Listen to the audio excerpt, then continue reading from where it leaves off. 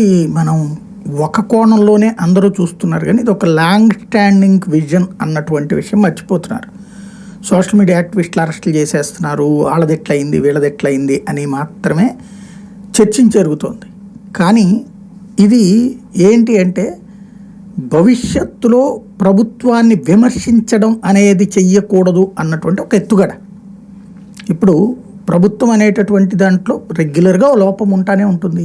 ఇప్పుడు ఇదివరకు ఏం చేసేవాళ్ళు, జగన్ ముఖ్యమంత్రిగా ఉన్నటువంటి సందర్భంలో ఎక్కడో ఒక అత్యాచారం జరిగింది, జగన్ సైకో పాలనలో ఆడబిడ్డకి అన్యాయం, ఎక్కడో ఎవరో కొట్టుకున్నారు, జగన్ సైకో పాలనలో దాడి జరిగింది, ఎక్కడో గంజాయి దొరుకుతుంది పోలీసులే పట్టుకున్నారు, జగన్ సైకో పాలనలో గంజాయి స్వాధీనం ఇంకా ఎంత ఉందో, దీని వెనకాల వైఎస్ఆర్ కాంగ్రెస్ పార్టీ వాళ్ళే ఉన్నారు, మంత్రులే ఉన్నారు, కాదు జగన్మోహన్ రెడ్డే ఉన్నాడు.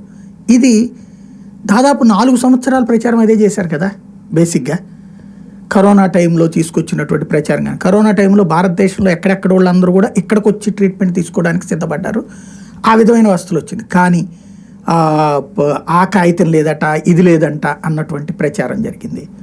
అంటే ఇదంతా ఏంటంటే సోషల్ మీడియా ద్వారానే సాధ్యమైంది.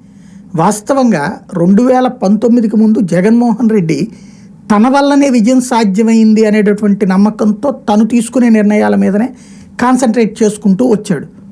అయితే అతని